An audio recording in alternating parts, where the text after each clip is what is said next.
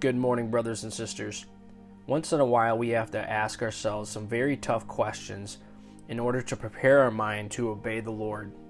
This is an article that I think really addresses some tough questions, and so I wanted to read it for you today. The title of the article is When Persecution Comes, Take Seriously the Danger of Becoming Offended at God, and it's written by Andrew Brunson.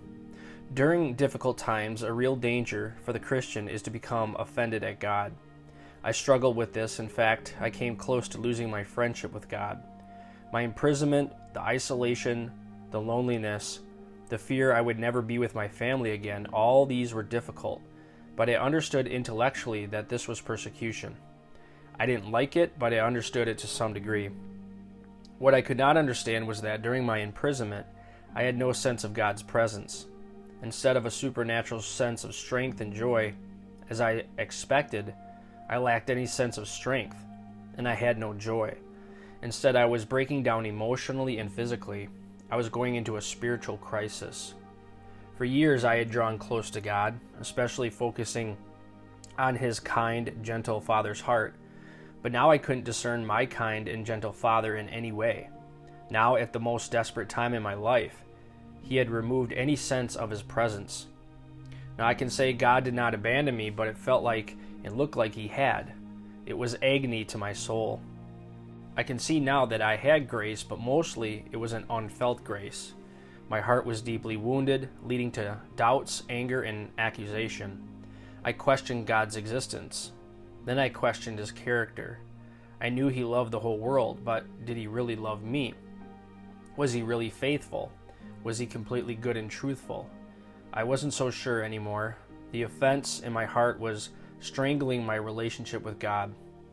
This is what Jesus warned about when He said that, quote, the love of many would grow cold. Many will turn away because they become offended at God. When something bad happens, many people become angry at God. They blame Him.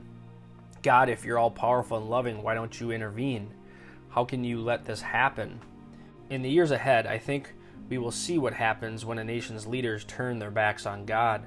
Believers are not under judgment, but we are embedded in a nation that is entering a period of judgment.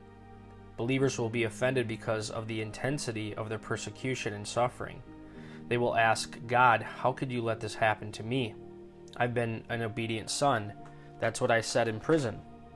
But God intervened at a very low point.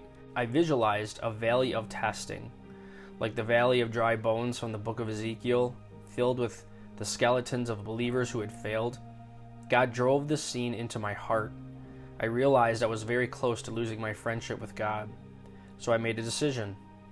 I could not do much to fight for my freedom, but I could fight for my relationship with God. I made a decision with my will, not my emotions, and said, God, whatever you do or don't do, I will follow you. If you do not let me sense your presence, I will still follow you. If you do not speak to me, I will still follow you. If you don't show me your gentleness or kindness, I will still follow you. If you leave me in prison, I will still follow you. Setting aside my demands and conditions for God, I determined to turn my eyes toward God. I couldn't turn my eyes very far, but turning them even 1 degree toward Him rather than 1 degree away made all the difference in the world. And He started to rebuild me. I had to make the decision again and again. Every time I was in a pit, at every setback, I chose to turn toward God rather than away from Him. I also visualized a lockbox that would contain my questions, doubts, and accusations. Ultimately, I made a decision of the will that I would no longer open that box. I told God I won't entertain these doubts and questions any longer. And this was very important. I said, I do not need to have answers to have a relationship with you. After this, I still had questions and doubts, but I sent them to the lockbox, and I began focusing on my questions, but I realized that God had questions for me.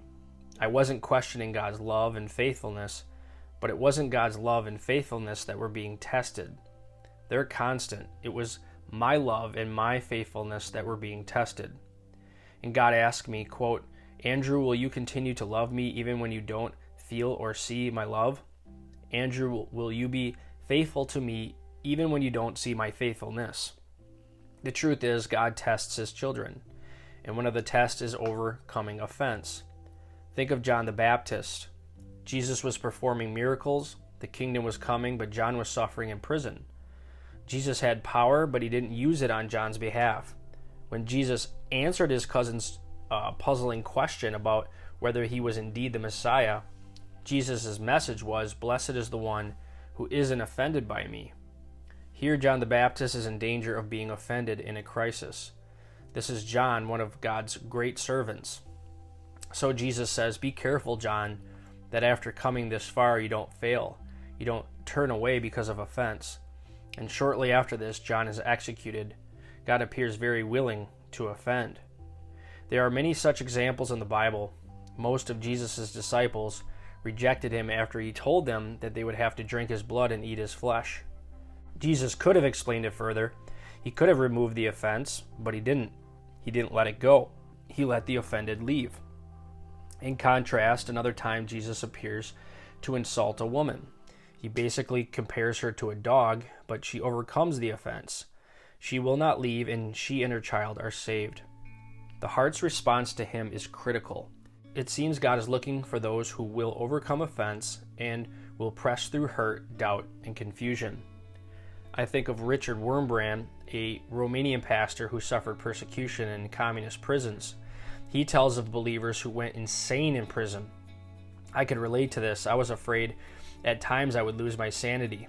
But how does this fit with the verse, "My grace is sufficient for you"? Or, "I can do all things through Christ who strengthens me"? God could have given sufficient grace for those believers not to go insane, but he didn't. This is how Wurmbrand dealt with it. He said, quote, "Their insanity is beautiful to God. They lost their minds because of their faithful commitment to Jesus, and this means it was a beautiful sacrifice. It's all been made right now. They're in heaven, but it wasn't made right in this life. This demonstrates the human cost of suffering. We don't know how, when, or even if our difficulties will end, and this uncertainty tests our hearts. Some people have said to me that the main narrative of my imprisonment was trusting God. I'm not sure about that. Often when we talk about trust, we link it to an outcome, but I couldn't find any verse that said Andrew will get out of this prison. Trust is very important to God. I'm not sure how well I understand it, but I lean into the leadership of Jesus, knowing he is a good leader who has promised the kingdom to those who trust him. I don't have to understand, I just have to lean into him. Isaiah 50 verse 10, where God is speaking to Israel in exile, became my theme verse in prison. It says in part, "Who among you walks in darkness and has no light? Let him trust in the name of the Lord. Let him lean on his God." God could have said, "I'm going to send light right away. Look for the light, expect the light." But he didn't. He said, "When you're in the dark with no light, lean on me." I think part of my testing was that I did not have a sense of the presence of God, that I did not have his voice. God wanted me to learn to stand in the dark, to lean into him whatever my feelings were and whatever my circumstances were.